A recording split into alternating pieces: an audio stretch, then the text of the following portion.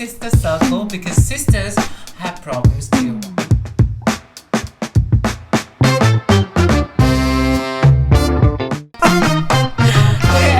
Hi, welcome guys to Sister Circle because sisters have problems too. Well, of course, not just sister. Welcome here, my dear brothers are welcome here in this show as well. We're gonna be talking about relationship as usual, and today I have a very special guest again, my dear brother, my role model as an MC and as a brother, Alastair. Hey everybody, my name is Alastairs. Good to be here. I'm so excited. Thanks for having me here. I just can't believe that, we are really doing this, sitting down talking about relationship in front of the camera. Right. It's such a moment of vulnerability, right? Because love for a lot of us, for all of us actually, is a very it's a very private, very intimate thing. So being able to share our stories, I think is very empowering also. Yeah. It is. And today's topic, as you guys have read the title, we're going to be talking about love languages. That's right, and I believe that is a very important piece of information for you to be aware of, or at least learn about. Oh yeah, because it will help you with your whatever relationship that you have, not just romantic, but also friendships and kinship as well, or family relationships. Right. So, what is your understanding of love language? So, love languages are how we express and how we receive love from other people. Mm-hmm. So, there's 5 love languages that I know of. So, there is acts of service, gifts. Physical touch. No, wait, physical touch. Quality time. And what's the last one? Words of affirmation. Yes, those 5. That's right.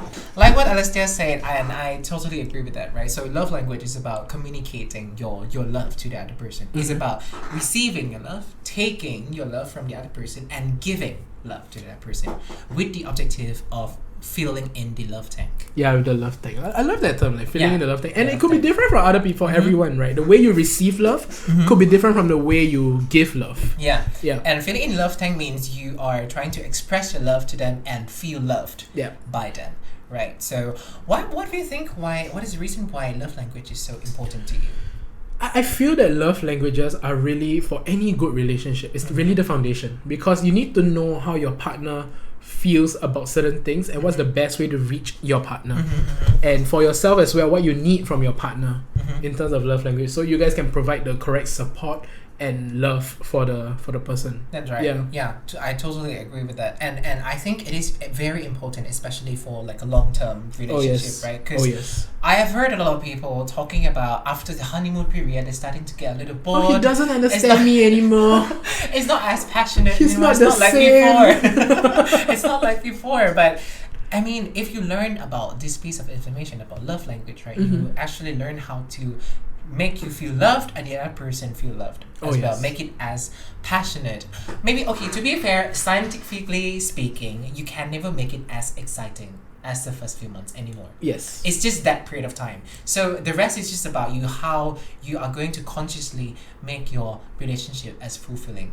I agree. Fulfilling and loving again. So I think we have covered all the 5 love languages already, right? But actually, there is actually the 6th love language. 6 research done. Okay. It's called giving time and space to your partner as a way to tell them that you love them. That makes a lot of sense, actually. Right. In this modern day and age, right, people care about self-love. We give ourselves time and space to develop ourselves. So by you giving them that space is a way to tell them that I love you. That is true. Right. That is true. But right off the bat, I know that's not my love language. Because why? We are all clingy. Clingy is a strong word. I like to say that I'm sociable.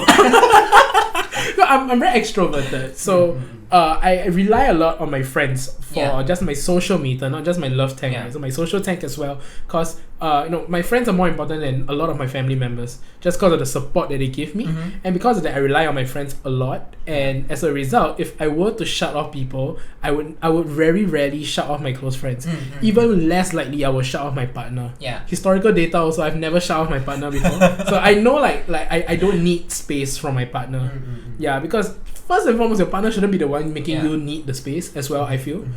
So that right off the bat I know is not for me. And what was the implication of Alastair mentioning that he's he's an extroverted person. It's because by extroverted means you are absorbing the energy from people. Oh yeah. So that's a way to say that you actually receive love. Yeah, I'm It's the same love channel. friend. Yeah, so that's how you receive the energy as well. So that is the sixth love language that we have, right?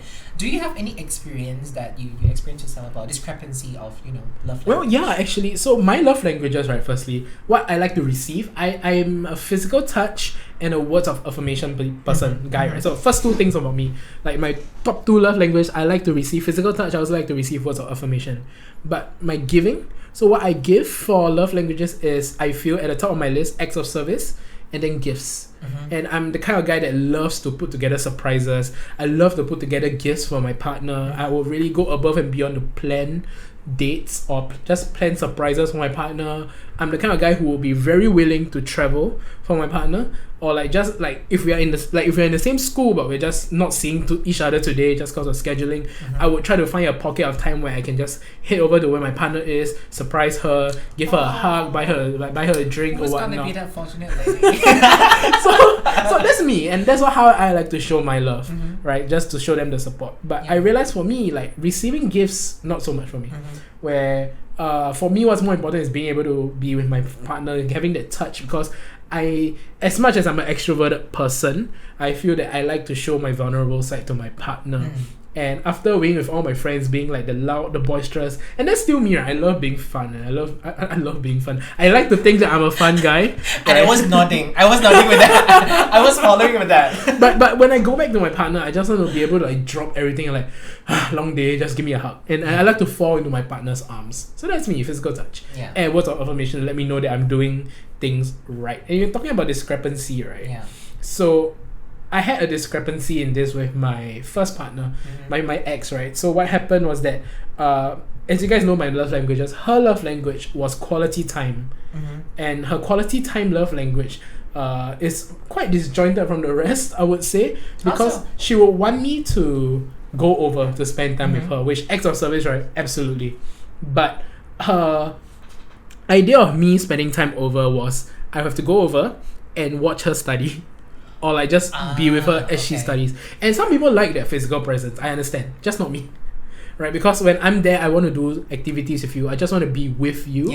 Like some people are okay just being in the same room doing their own things. I'm okay with that if we all have our own things to do. But like for example, right, so for her ranking in life, her work in school comes first, her family comes second, then I come third. Which I'm okay with that. I'm okay being third, provided you extend to me that same expectation. But she expects me to put her first. Right. And by putting her first, she would want me to do these kind of things for her. And so when I go over, I would just be sitting in the same room as her, sitting either beside or behind her while she's doing her work, while she's doing her readings. And I'm on my phone just watching a video, or I'm doing my own readings. If I have my own readings, it's not that bad. But like today could have been a day for me where I could hang out with my friends. But you wanted to spend time with me, so I gave you my time. You're my partner. I'll absolutely love to spend time with you. But now I'm not doing anything. And like if I want to watch a show, I could have done it at home with my bigger screen. I think you're really just pointing down to the idea of appreciation, right? Yeah. Like really knowing like why do you have to ask for it? And right. asking you to do it is you want to feel loved. That's totally understandable. Yeah. But it's a way that you ask for it. Absolutely. It's the manner, right? And I do what I can to make her feel loved also. Yeah. And I think and to her credit, I know she tries. And she repays me in a way like, she shows her appreciation. Repaying is a strong word. She shows her appreciation to me by like giving me food. At least you didn't use the word compensate. So I get a monthly allowance. Oh, that's a whole different thing altogether. No, wait. Well, okay. Yeah, so she tries to she has her own way. She shows her love to I almost said compensate. She shows her love to me by giving me food. But again, gifts is very low on my list. I don't like to receive gifts. I like to give gifts, right? And so because of her, like if you come over, I'll buy you lunch. I'm like, it's not that much of an incentive for me, right? But also that's how she shows her love, because that's her love language. And because of that, right? Again, there's nothing wrong. It's just fundamentally, it's just incompatible. Yeah. And it kind of chipped off at the relationship over time, and we just this isn't working out, and some other things just kind of got out of hand, and but fundamentally as lovers, the way we expressed our love was just very different. I mean, from your experience itself, I have three main observations. The first one that you mentioned, you guys might be like, the thing is, right, the first thing that you mentioned is about us having different love languages. Yeah. Because yes, you can have multiple love languages, but just that there will be one or two of them that you feel like with this love language, I feel most loved. Yes. So that you will have to pay attention and know which one is your predominant love language. Yep. And second is my observation is the love language that you give and you receive can be different. For example, for Alastair, his love language for giving is act of service and gift, right? But for receiving is going to be quality time and physical touch. Words of affirmation. Words of affirmation and physical touch. Yeah, so it can be different. And the third one that he mentioned about the quality time about his ex. Sorry for labeling it that way. No. But yeah, is that her love language was quality time. And quality time can have different dialects. So for example, the first one is when you engage in a more profound interactions, when you ask questions to know the other person more, like really having that conversations, and it's a way to tell them that I love you, so I care and I want to know more about you. So that's the first dialect. Second dialect is about having that entire experience and time together. For example, that's what a lot of people do. We go out on having a dinner together, we have a date, we watch the movie. People just love walking together, holding hands in the park. This is the reason why, because you feel loved by spending that time together. Yeah. So in a way, it's similar to being in the same room as her, just doing a different activity. So I think she wasn't. Yeah. I can't touch her. Like I'm just sitting. Like she's like, don't disturb me. I'm like, why am I here then? So I think it's you need to know like what your is and what the other person is, and at the same time, while you're asking for it, be a little bit more considerate and appreciative. But she did teach me how to love. I'll give that to her. She did. Yeah. She did show me what it's like. Like, to her credit, I never doubted that she loved me. It was just not the kind of love that I needed. Yeah. And I realized that I was the one who lost feelings, right? And I realized like it was just me giving so much, but my own love tank was almost running empty because it was never what I wanted. Yeah. And it's a bit unfortunate because I again, like even till today, if you ask me, I really never doubted that she loved me. Yeah. So from your experience, I just find that totally relatable. The idea of like giving too much and not knowing what, your love tank is running low because you didn't know how to ask for that as well. Yeah. You didn't know what you're looking out for, and that's the reason why I just want to emphasize of how important love language is. And even if you know, it's very hard to express it to your partner. That's where true. Like, oh hey, my love language is physical touch. Could you like, can we have like some time that we can just cuddle? and like if their love language is like, if some people are like that, don't touch me. Yeah. So if your partner is the kind that just like not into touch, it's gonna be very, very difficult. It is going to be very difficult. I mean, that's the reason why it's important for you to find out. Yeah. I mean, it depends on what you prioritize in relationship, right? If you want to feel loved and love someone who is going to reciprocate to you, then it might be something that you're actually looking out for. That is true. In relationship, it means that, okay, if you are now in a relationship with someone who is not that willing to learn about it, then there are so many other things that you can consider in relationship. But if it is very important to you and you feel like something is missing, serious talk is important. I agree. I think it can be a breaking point. So sometimes you don't even need to talk about it though. If it's everything fits, right? But more often than not, I would say, not that I'm an expert on this, but more often than not, I think it's always important to communicate this as well. Yeah. I don't think we all can always give advices about relationship, right? We can always have a good conversation about relationship, but when it comes to our own problem, we are just terrible at solving the problems for some reason. Because we are in it, we are in the problem. It's nicer to hear outside perspective. It's the limitations of human being. Yeah. But okay, have you ever observed where did you learn your love? Yeah, actually. So, I learned my love language from my previous relationship, the second relationship, where you want to talk about compatibility, right? You want to talk about how much you can love someone. So my previous relationship, our love languages were compatible. Like what I like to give was what she liked to receive, and what she likes to give was what I like to receive. And it was so easy to love her as a result of that. and the relationship failed for different reasons. Yeah. Not related to love. So it's tragic, but it's okay. Tissue? No, I'm good. It's okay. I'm over it. I think it's okay. We moved on. But no, the point what I was trying to drive at is that it was very easy because my love language of expression was acts of service and gifts, and she loves receiving my acts of service and my gifts. And this is how far I can go, right? I was in a meeting, a very long full day meeting. We were in the same room, me and two other people. One of them being Ian, our friend. And so throughout the entire meeting, I was writing birthday cards for her. Cards. Emphasis on the S. I was writing birthday cards for her 21st birthday. And I was writing the entire day because like every night in between like the lull periods of the meeting, I'll be writing.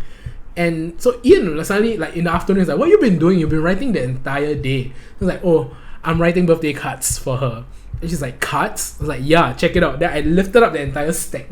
And I showed Ian. And Ian's immediate reaction, which hit me really hard actually, I was like, wow. Hey, you're like the king of effort.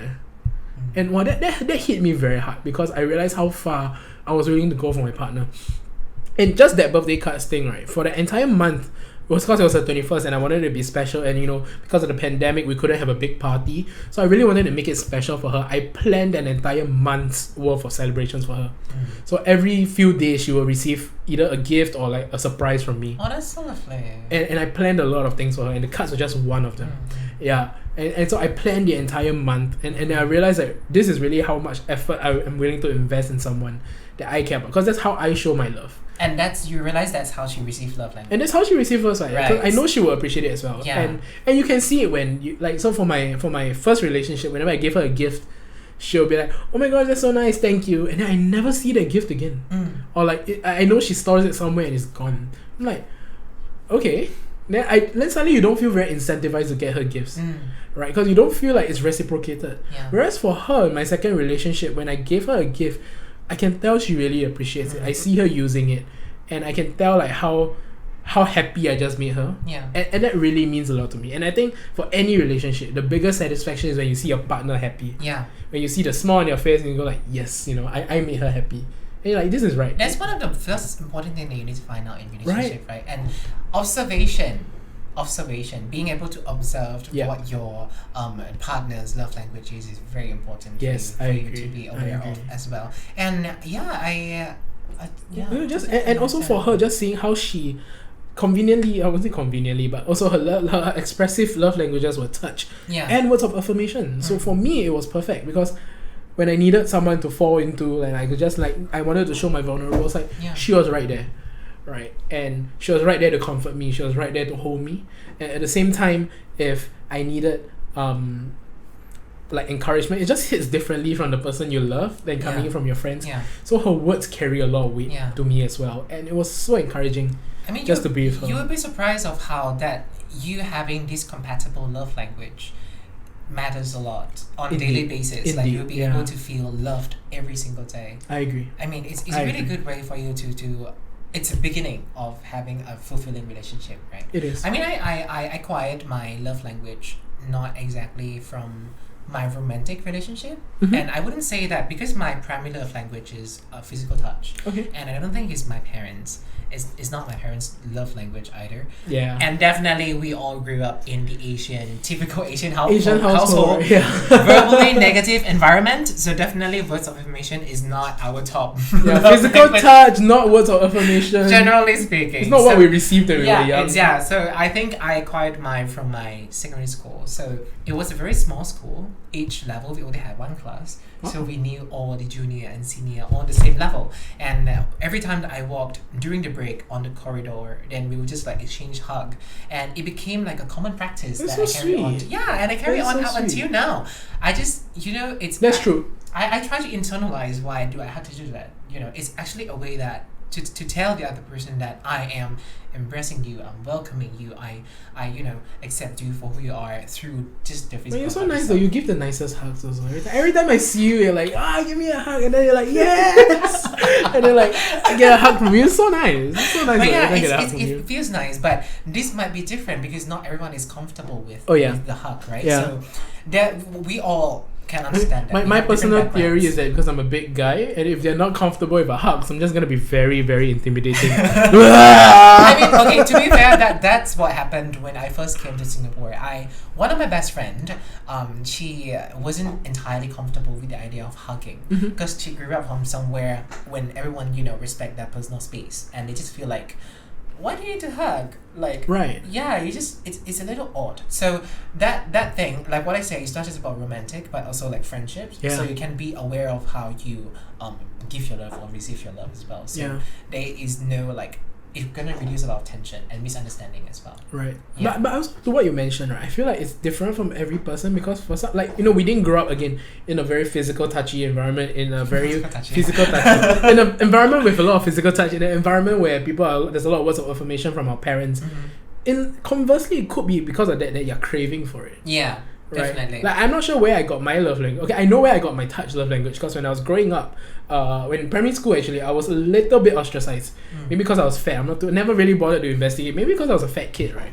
And then like I would perspire a lot, and maybe because of that, like girls think I have cooties or whatever, right? So like and even some guys, they don't really want to be close to me, and it got me like thinking like, why can't I hug my okay? I wouldn't really think about hugging my friends. Like, why didn't they just want to like play with me?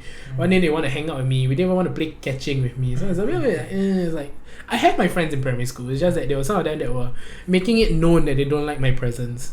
And I guess, as it translated, I was like, I feel like that's where my physical touch kind of developed because like I've always not been able to be expressive in terms of getting people to accept me, and I just want to hold people.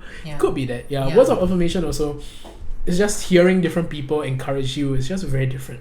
I think it is very important for you to take your time, sit down and think about where did you derive this love language from. Right. It would be able to help you to understand why you receive things in a certain way and why you refuse it, or you just feel like this love language is not that something that I'm looking out for. By being able to understand that, you will be able to understand differences. At the same time, when you encounter someone who gives the love language that you don't appreciate, you can communicate this issue to them, so there would be no misunderstanding. Like I know why I don't like gifts, because I'm a very practical person, and if I want something, chances are I'll probably get it for myself already. So I won't have something on my wish list, except for like maybe like a PS5 because it's out of stock. Then that's on my wish list. Yes, but like most of the time, hint, but like but most of the time, like if I want something, I'll get it. And because of that, and because I'm a very practical guy, I'm not the biggest fan of gifts with no practical use. So if you get me like a keychain, like I would be thankful for it, but I have no idea what to do with it. And unless the keychain has meaning, right? And so because of that, like it's very difficult to get me gifts. I'm fully aware of it, and I don't expect anyone to get me gifts as a result. But when someone gives me a very thoughtful gift, like it will really blow my mind. Like so I have my struggles with anxiety, and I think the best present I've gotten so far was from my previous relationship. She got me a weighted blanket, and weighted blankets, as you guys know, it's supposed to simulate a hug. It gives you the calming feeling, and because of that, right, when she got it for me, I was so surprised because I never knew like that was something that I could have wanted, and it was just so thoughtful. It was so thoughtful, right? And these are the kind of gifts that really hit me right there. Right. But oftentimes when, and that's why I don't understand when friends go overseas and they buy me souvenirs. Like I don't need it. Like, why would I wear a shirt that says a country that I've never been to? Like I don't need that. But like when you get something very practical for me, and again, it's very tricky, so I don't expect it from anyone. So over time, I just never really needed love like that as a love language. But I mean, being able to understand love language, right, would actually help you appreciate different type of love language more as well. Like for example, for just your examples, right? So when someone actually buy you a gift, it's not exactly just about the gift, but it's about the thought. Exactly. That I think of you when I saw this thing, and I want to give it to you. I love handcrafted gifts. Like handwritten letters, a lot of thoughts put inside that. Handwritten letters or something that's just custom made with their own hands. Well, that means a lot to me. So, different people, they have different things that they look out for and they appreciate. And we totally, I support that. We totally appreciate that as well. And I hope that you guys have learned quite a fair bit today. Mm-hmm. We seems to have quite covered a lot of key takeaways about love language. So keep your eye out for the next episode. We're going to be talking about other topics related to relationships. And for this episode, welcome to thank you for coming to our sister circles, because sisters have problems too. The comments.